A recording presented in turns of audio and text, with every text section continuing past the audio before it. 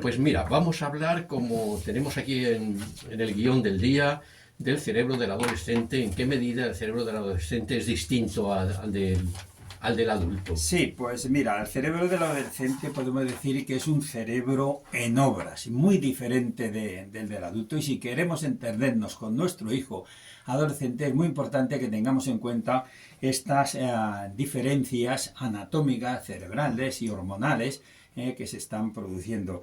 Porque el cerebro del adolescente es el gran desconocido. Es un cerebro que está creciendo, que se está desarrollando y por lo tanto sí es diferente al del adulto.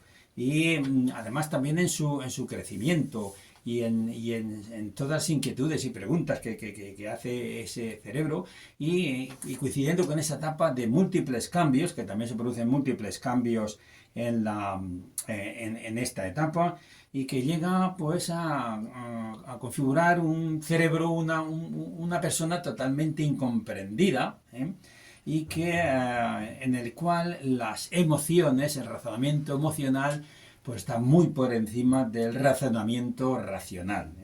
Y esto hace que pues muchas veces los padres se sientan totalmente desbordados por este cerebro. Porque es que además es diferente, lo primero, no solamente por el tamaño, sino también por su crecimiento. El crecimiento del organismo siempre es céfalo-caudal, de cabeza a la cola que teníamos cuando éramos monos, ¿no? De arriba abajo. Pero es que en el cerebro, el crecimiento del cerebro adolescente es postero-anterior, de atrás hacia adelante. Se desarrollan más de atrás hacia adelante y de abajo hacia arriba. Se desarrollan primero los lóbulos occipitales, los lóbulos posteriores, y el último que se desarrolla es el lóbulo prefrontal, que tenemos aquí justo detrás de los ojos, que es precisamente el encargado de la responsabilidad, el de medir las consecuencias de nuestros actos, el encargado de planificar, el encargado de controlar impulsos. Pues ese todavía no está desarrollado. Y en cambio la parte de abajo del cerebro, el subcórtex, sí que está desarrollado frente al neocorte, frente a la corteza cerebral.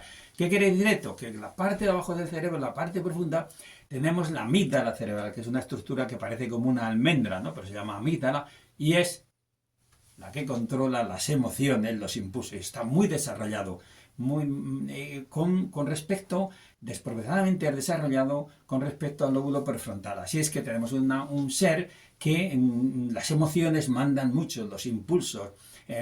Rápidamente cambia de estado de ánimo. Un día está muy animado y al día siguiente está deprimido. Entonces eso le configura, nos parece como que está loco, como que está hecho un veleta, que no sabe lo que quiere. Y es que, claro, está el pobre hombre recibiendo esos impulsos emotivos tan grandes y un lóbulo prefrontal que no los controla y no los domina.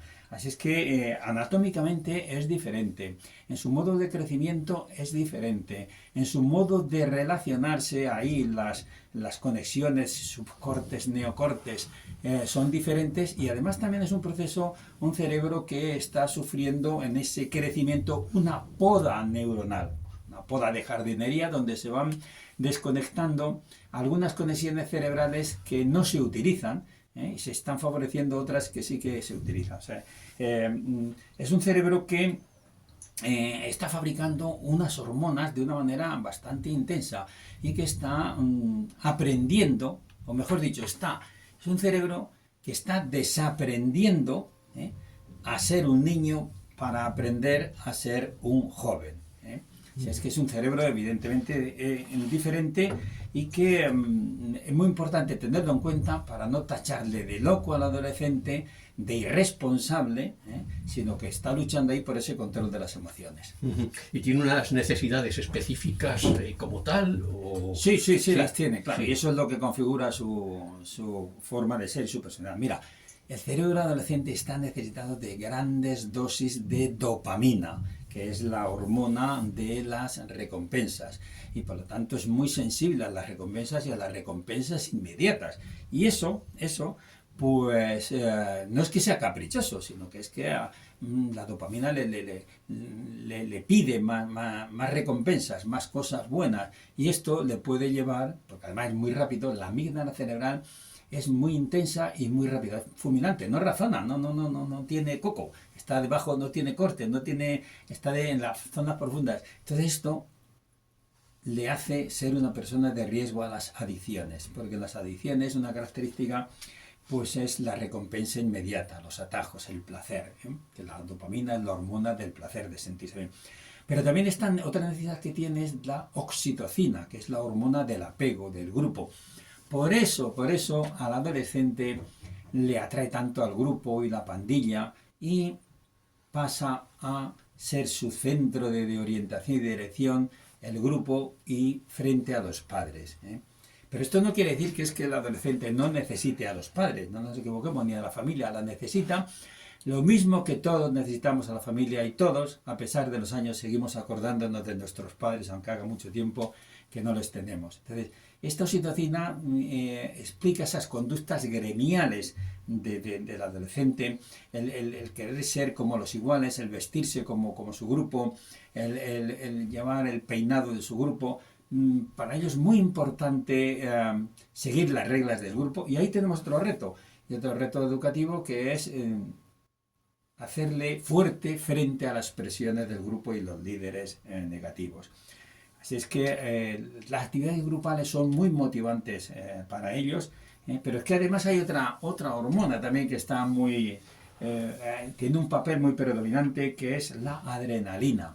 La adrenalina, esta tercera hormona que le lleva pues a adoptar conductas de riesgo, y sobre todo si se hacen en grupo, ¿eh? Pero es que hay otro grupo que no lo hemos tenido nosotros cuando éramos adolescentes, que es el grupo de las redes sociales, es Internet, ¿eh? Entonces esos tres grupos, el grupo de clase, el grupo de la pandilla, más el grupo de WhatsApp, de amigos, de las redes, pues les hace también muy sensibles y muy sensibles, muy apetecibles de lo novedoso, de lo curioso, de lo atractivo. ¿Esto quiere decir? Pues que están muy necesitados del acompañamiento con lo cual quiere decir que no es que los padres sean menos importantes que el grupo, sino que los padres tienen que estar ahí para acompañarle en ese proceso. O sea, esto tiene unas implicaciones educativas claras, como dices. Sí, pero primero tenemos que centrarnos en que esto también tiene una ventaja, porque parece que estamos pintando aquí a un ser loco, ¿no? Y descontrolado. Claro, sí. ¿Eh? Si nosotros, que somos más perros viejos y sabemos más que nuestros hijos y los adolescentes, sabemos aprovecharlo, esto es una ventaja. El que esté deseoso de novedades, de innovación, todo esto, pues nosotros tenemos que presentarle las actividades que tienen que hacer y lo que tienen que aprender, con ese tinte de novedad, de curiosidad y de intriga, y a lo mejor pues puede ser una oportunidad para que aprenda un instrumento musical, o que aprenda un idioma, o que se aprenda un curso de cocina, algo que sea atractivo y que sea de satisfacción inmediata, porque el lóbulo prefrontal programa a largo plazo y la amígdala a corto plazo. Entonces, estas ganas de independencia, de novedad, también podemos utilizar nosotros para educarles en la autonomía, en la independencia, pero en la responsabilidad. Y también, ¿qué necesidades, qué implicaciones educativas tiene? Pues que frente a estas novedades que le pide ahí la dopamina, es muy importante protegerlos. ¿Cómo? Pues fomentando en ellos un pensamiento crítico, que sean capaces de juzgar, que a toda la novedad, podríamos mandar este mensaje: a toda la novedad, a todo lo que te presenten a ti, siempre pon delante dice que, o presentan que, para que luego después tú lo censures y lo juzgues y lo critiques. Y también, sobre todo, fomentar mucho la lectura, para que tengan un pensamiento crítico, una lectura. ¿Y qué implicaciones tiene? Que nosotros, frente a este inmenso deseo de pedir novedades y estímulos, pues hagamos un pacto y tengamos un diálogo y un manejo de Internet y de las redes sociales sobre mínimos, no sobre máximos, sino sobre mínimos de uso, dedicando y acordando muy bien los tiempos de uso, para que ellos, con ese pensamiento crítico, entiendan que lo que se les daba como libertad absoluta de acceder a YouTube o a TikTok y a todo esto, pues puede ser una esclavitud. Distinguir dónde está la libertad de uso frente a una esclavitud. Y dónde está la autonomía de una persona, la autoestima, frente al manipuleo de unos líderes negativos.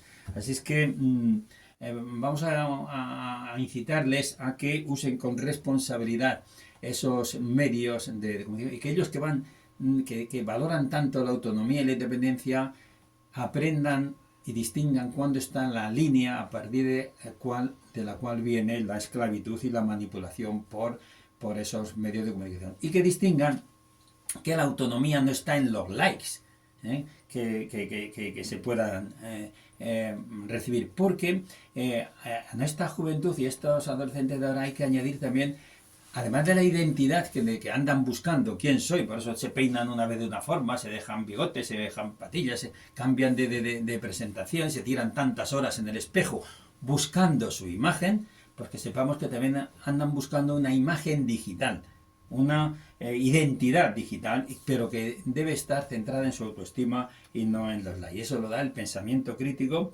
y nos invita a nosotros a ofrecerle otras alternativas de diversión y sobre todo a educarlos también en ese control de la amígdala, porque la amígdala es impulsiva y lleva pues eso a conductas de riesgo. Y tenemos que tener en cuenta que esas conductas de riesgo se prevén con ese carácter de fomentar ese carácter, esa autonomía, esa independencia, ese pensamiento crítico y también que tiene una dimensión social, y es enseñarles a que distingan entre las relaciones de amistad y frente a unas relaciones tóxicas, y también una dimensión de oportunidad de riesgo, y es que no corran más riesgo de lo necesario, no vayan a una fiesta solos y acudan por un descampado por la noche con ligeros de ropa o ligeras de ropa. Entonces, también controlar esa oportunidad, esa dimensión de riesgo es muy importante. Y por último, para terminar también y para entender a este cerebro, que sí, Eugenio, es un cerebro diferente al del adolescente, hay que tener en cuenta que es un cerebro muy sensible al estrés y que por lo tanto un estrés mantenido durante un tiempo por un bullying, por una incomprensión, por una manipulación del grupo, por una falta de habilidades que no sepan decir no, pues puede ser un factor predisponente para las enfermedades mentales. Y también saber que una sola dosis de un porro, o una sola dosis, si yo los he tenido en la consulta, una sola dosis de un porro, del primer porro, una sola dosis de la primera raya de cocaína, puede desencadenar un proceso psicótico. Entonces, atento a ese riesgo y a esa hipersensibilidad al estrés, con lo cual, y con esto termino, pues necesitan de un diálogo, de una comprensión, de una empatía con ellos y entender que es un proceso de cambio y exige mucho autocontrol de los padres, que no tienen disculpa para tener ese autocontrol, puesto que su lóbulo prefrontal ya ha dejado de desarrollarse y de crecer a los 25 o 30 años como mucho, o sea que tienen ya esa responsabilidad. Muy bien, pues yo creo que ha quedado todo